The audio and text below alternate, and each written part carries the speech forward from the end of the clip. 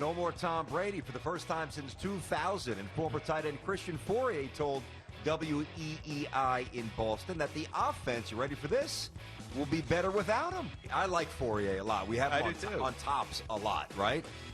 I didn't hear that opinion during the season on Tops. I didn't hear that once. I didn't hear that at all.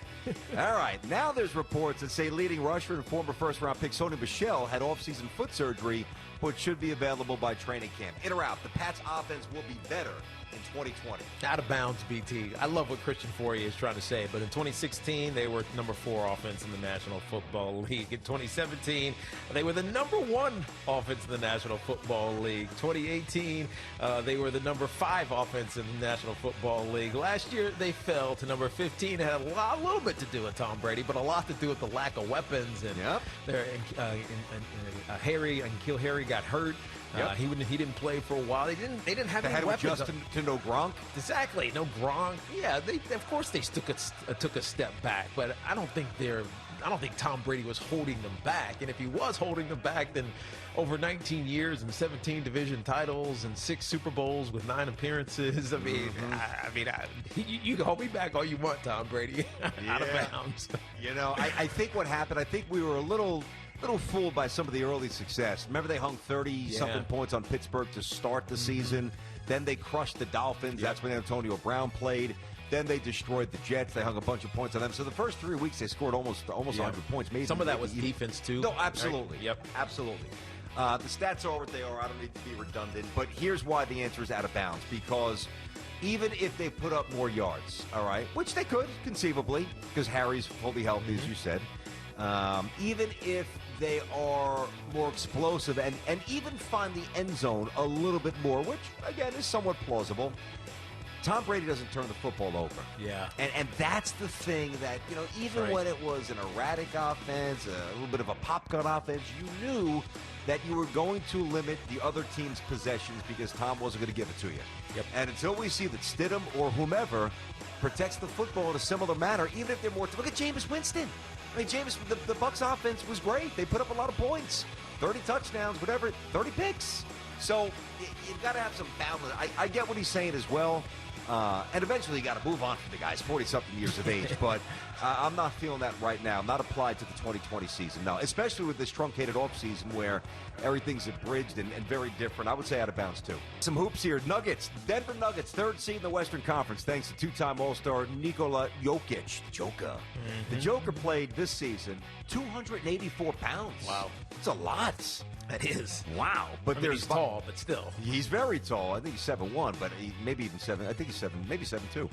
Big boy. But there's viral photos now emerging showing a much slimmer, svelte, in shape Jokic since the shutdown. So, in or out, his weight loss will actually hurt his game more than help it. I got to say out of bounds of this, BT. I know that we like to see our 7-footers, our big men as bangers, but that's just not the game anymore. I know he does it still a little bit more than most. He'll put his back to the basket and play that way, but the game is about movement and agility.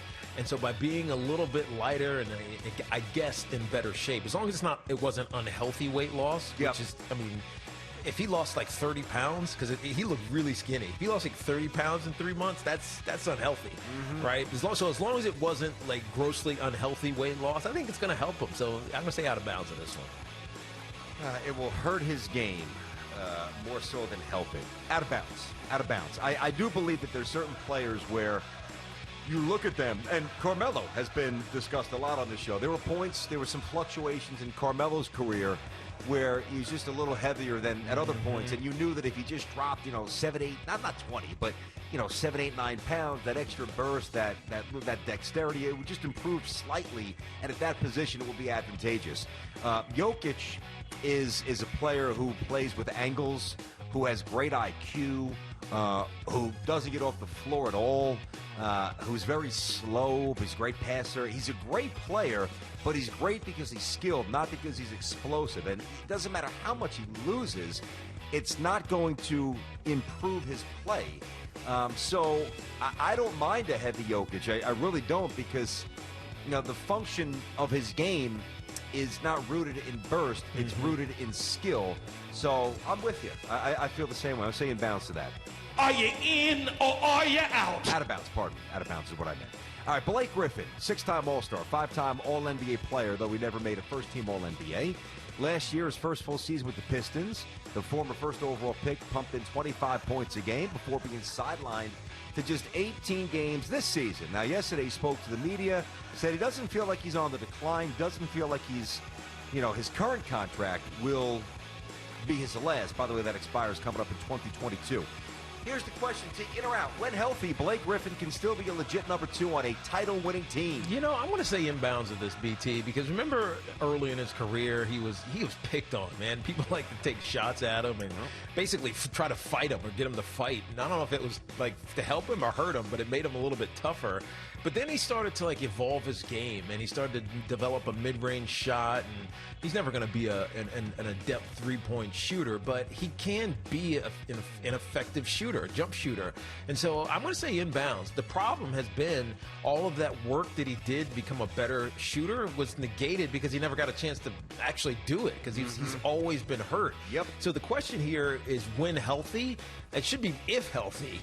If he's healthy, I think he could be a legit number 2. The question is he ever going to be fully healthy again? Because it felt like 3-4 years since you've seen him, not have an injury issue.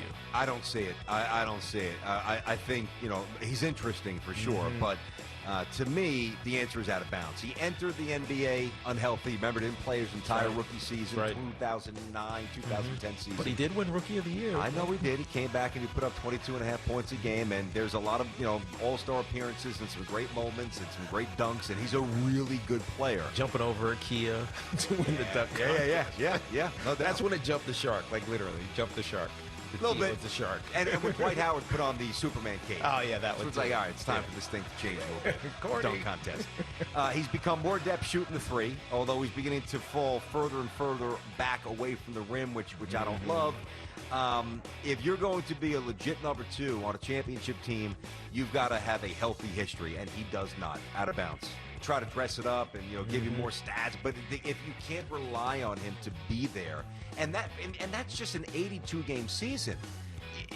The way the question's framed is championship contender, which means you're playing through June. You're playing 25, 30 more games. So Major League Baseball still holding in a pattern here, and while players under contract must sit and wait, as we know, free agents are free to sign anywhere. So case in point, former Mets pitcher Matt Harvey, who's trying to reignite his career, expressed interest in going to Korea to play in the KBO.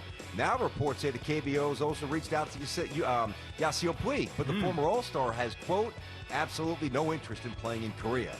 All right, in or out. Free agents should go to the KBO to play the remainder of this season. I'm going to say out of bounds, BT, because you never know what's going to happen. This season could be 50 games, but guys could get hurt, and you never know when that opportunity is going to rise to get back into the major league. So I'm going to say out of bounds this one. I'm going to say inbounds. If you listen, it's not like the pandemic hit, in early 2020, and there was no spring training.